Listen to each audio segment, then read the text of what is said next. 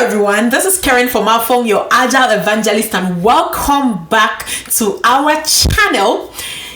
Today, I need us to talk about something very important, the concept of the high performance tree.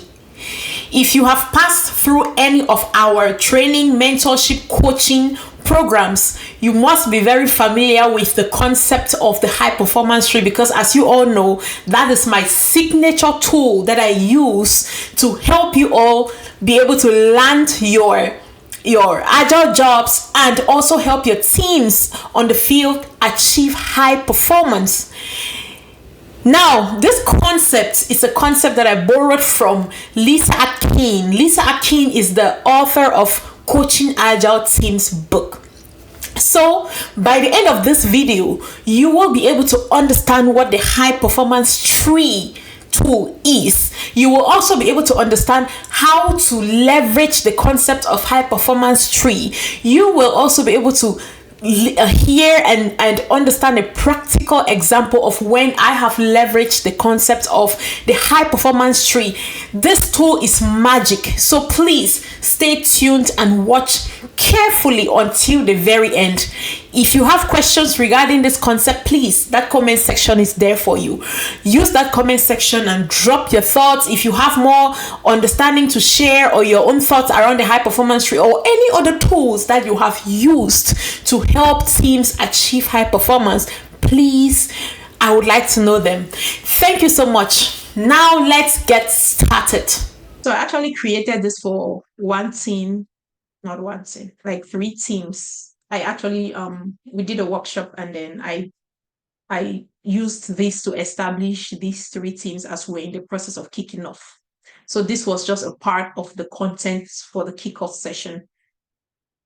But this is from a coaching perspective, though, not from a Scrum Master perspective. But yes, as a Scrum Master, when you join your team, this is one of the things you're looking if they are rooted in the values, in the Scrum values. If they are not rooted in the Scrum values, then that's a perfect opportunity to leverage the high performance tree to help them, reset or set expectations. All right, now the high performance tree. The high performance tree is a model that I borrowed from Lyssa Adkins' book called Coaching Agile Teams, which again, we all, except our new team members, I recommend everyone buy that book because it's a must-have. It's not optional when you are part of this program. I think there are 3 books that are non-optional. If you're a part of this program, you have to get those books, because those books are the things that will help you build you to be solid in the right agile ways of learning, doing things, and upgrade your mental complexity from an agility standpoint. Again, I would still repost the reference link in the chat so that you can go check those books out. Yeah, so this concept was borrowed from Lyssa Adkins' book, Coaching Agile Teams. And what is she trying to communicate? What Lyssa Adkins is trying to communicate is that when the founders of Scrum decided to birth Scrum, they didn't go sit in that room and they were talking about, oh, what can we do to optimize our processes? That wasn't what they were talking about. And which is why I typically have a problem when people refer to Scrum as process, because it's not a process, it's a framework. They were actually discussing what are some of the values that we could improve to make our work life better and the result we deliver to our customers better. In the process of having that conversation, they established the Scrum values of focus, commitment, openness, respect, and courage. And now, leveraging the concept of the high performance tree, Lyssa Adkins mentioned that if we want our teams to become high performing over time, there is no better way to do that than rooting them, make sure they are rooted in the Scrum values. So see this high performance as a tree that we are looking to grow. And then the root of that tree from a team perspective are these values. A team that has the Scrum values as their foundation, as their root, would hardly ever fall because they are that strong from a value perspective. They are not built on process. They are not built on, okay, let's go and do some Scrum events every day. That's not really what they are focusing on. They are focused on how do we show up as a people, as individuals, as a collective. How do we show up every day? And in terms of how they show up every day, let's assess focus. What does focus mean? Focus is actually saying that you will do your job, focus all your efforts and skills on doing the work that you have committed to for that sprint. In our case here, we're talking about the Scrum team. So you're saying that you will put all your focus on that to the best of your ability so that we all are achieving the goal. Because if one person fails, we all are failing. If one person succeeds, we all are succeeding. That's really how it works in the Scrum team. And then the second value is courage. Courage to say that you are brave enough to challenge the status quo. Now we are 17 on this call. Just because 16 people are going left, and in your heart of heart, you know that it's a wrong thing to do. It's wrong. And then you are afraid to be the only one standing on the other side. No. Courage is saying that, yes, you have to be brave enough to be that one person that is standing on the truth, no matter what. So relating it in the Scrum, in the real space, sometimes you will come across leaders that are very intimidating. You will come across your team members that are very intimidating. And then especially some ones that have been in the organization like for 40 years, you are just a new Scrum Master. And then all the things that you've learned in this program, they are saying something that clearly you know that that's not supposed to be so. And then you are so afraid to say the right thing because you don't want to come across as, okay, who are you? You see, you're afraid that you'll be hated. You want to be loved. So you're just doing that fake friendly thing instead of standing on the truth. Sometimes you see leaders that are interfering in the team's thing and affecting their ability to focus, distracting them, and you are afraid to go face that leader and expose this impediment and work with them on how to resolve it because you're just worried, what would they think about me? What if he curses me out? What and all of that? No. Scrum is saying that in these values, you should be courageous enough to take on these things. Be courageous enough to be the first. Be courageous enough to put your neck on the line. Be courageous enough to speak the truth with no matter what. And then respect. Respect is actually saying that we as a team, we would appreciate everyone's opinion, regardless of their background, regardless of their skill set. Everyone's opinion matters. Even when we disagree to agree.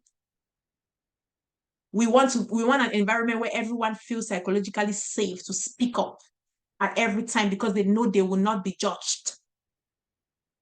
That's what respect means. Openness. Openness is actually saying that as a team, we will be transparent with information, with challenges, with successes, with tools and techniques, so that with all this level of transparency, we remain on track towards achieving our common goal. And we are able to give the support to each other as needed. That is what openness is. Because let's use our case here, for example.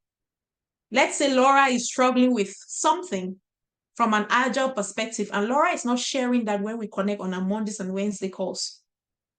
Even when you connect in your practice sessions, Laura is not saying anything. There's no way you would know that Laura is struggling, and then Laura would definitely not get the help they need. And then imagine that it's a team project you all are working on. Maybe you're working on getting ready to present your sprint review live session on a Monday or Wednesday. And then Laura has volunteered to be the product owner. Laura has no idea how to go in the product backlog and create even one iUser story.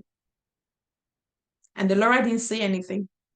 You didn't know that Laura is struggling with anything. And then we are now live to do our sprint review. And Laura have nothing to show. And then right there, Laura is saying that I didn't know how to do it.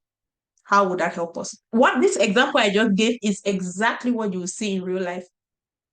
Sometimes this team members would say things on the last day of the sprint where in your head you just want to hold someone and give them a serious spank. Like, why didn't you say something?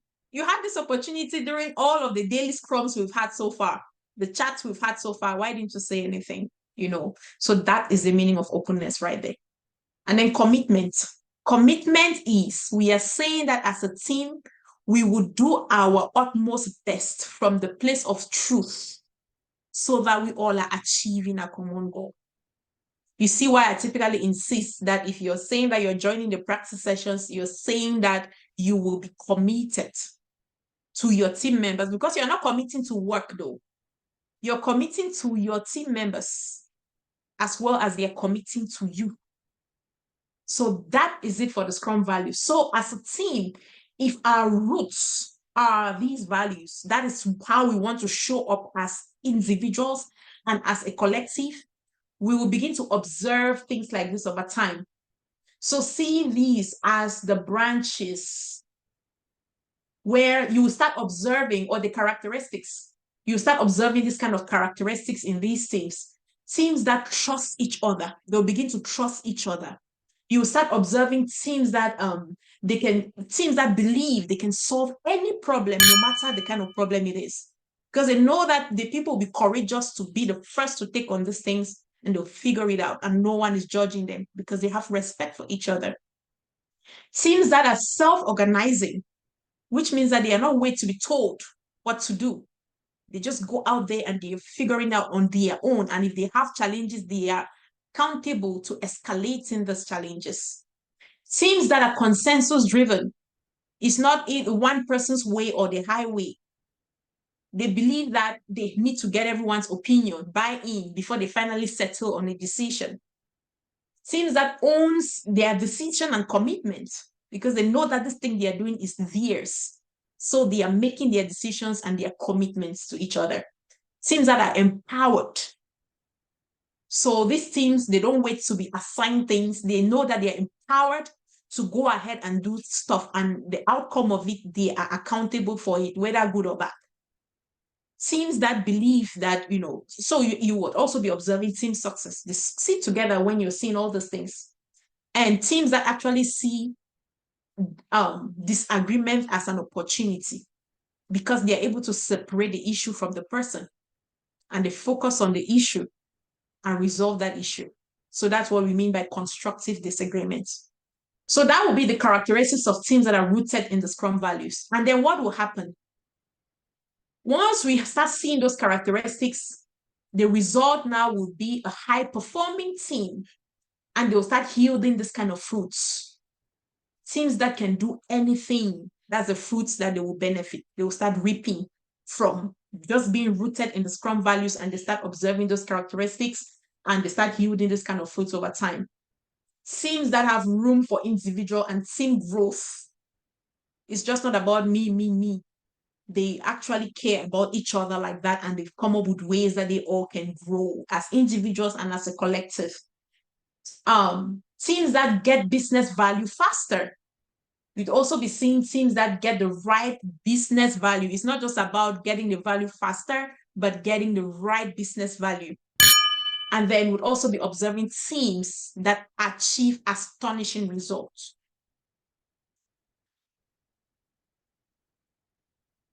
Yeah, so that's pretty much it. Every time we hear about a high performance tree, this is this is really what that means. It all starts from the team that is rooted in the Scrum values. So how do I use this information in real life though? We are 5 minutes over time, so please, if you want to hang up, please feel free to do so, because this is being recorded. You can catch up from the recording. Otherwise, you're welcome. So in while I'm helping teams, as an agile coach, if I observe that these teams, they say things that they don't do them, and they think it's okay. Sometimes they will say things that they were going to do this thing, and then the next day during daily scrum, they are still talking about that same thing. No progress. And they don't feel like they have to give any explanation on what happened, like they have something blocked them or nothing. And they think it's okay. Okay, That's a red flag for me. Seeing that they would have challenges and they are not saying anything. It may be because they are intimidated, they don't have psychological safety, or they just don't think they owe anybody any explanation on being open with what is going on. They don't respect each other. If someone, junior developer, want to speak, the senior one shut them up. Those kind of things. When I catch those kind of things, okay, my head will just go straight. Okay, these teams, they don't have morals. They don't have the Scrum values. They are not rooted in the Scrum values. And then in the process of me setting clear expectations, usually during the beginning of me start the OLA phase.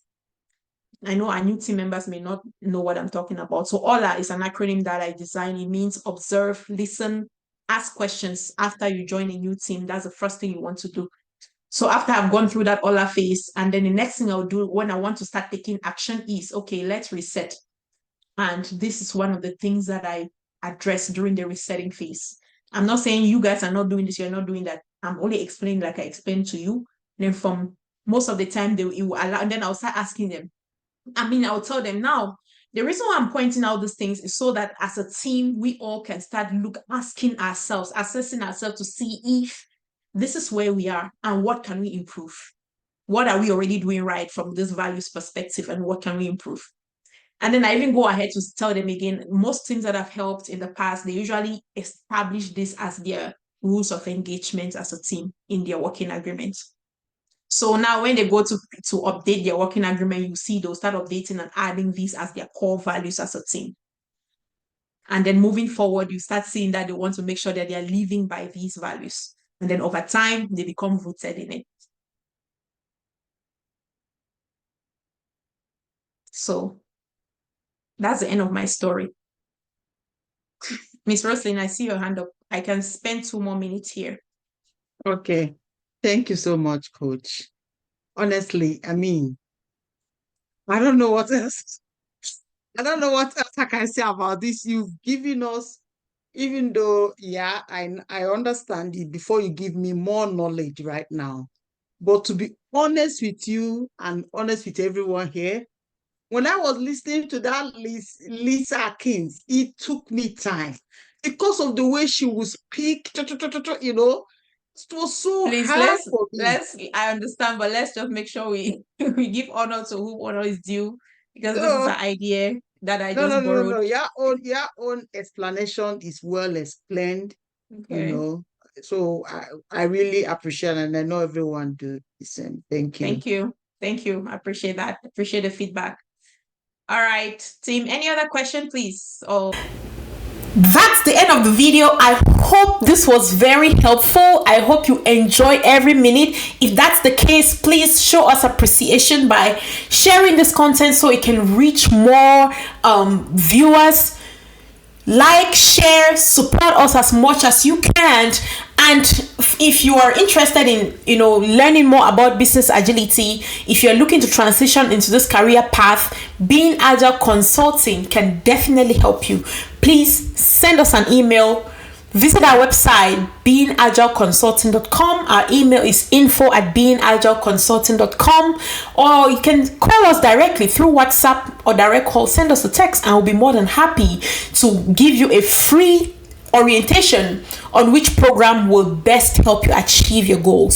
So some of the programs that we offer is we offer certification training programs on Scrum Master, Safe Scrum Master, Agile Coach. Are you interested in becoming an Agile coach, not just a Scrum Master? You're looking to scale. We can definitely help you achieve that. We also offer hands-on practical mentorship and coaching program that is tailored as an apprenticeship. Now, by the time you're done, you have solid experience that will build your confidence to succeed in your interview and sustain your high-paying job long term. So do not wait. Really, we are already in mid February 2024. Do not wait for no reason. Take action today. That's the only way you'll be able to see results. And we'll be more than happy to partner with you throughout this journey and celebrate you at the end. We have many people getting jobs lately. I want to be able to celebrate you. Thank you so much and see you in class. Bye.